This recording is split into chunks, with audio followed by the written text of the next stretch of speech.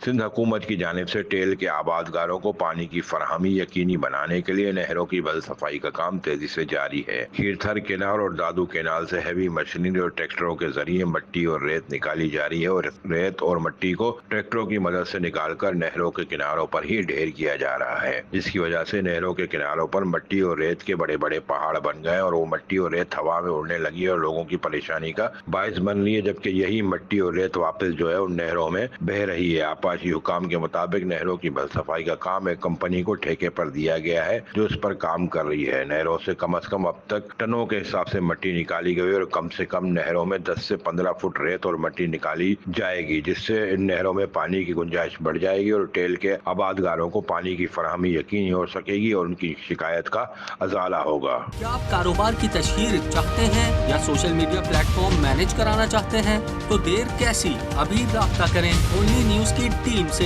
हमारा contact number आपकी screen पर है।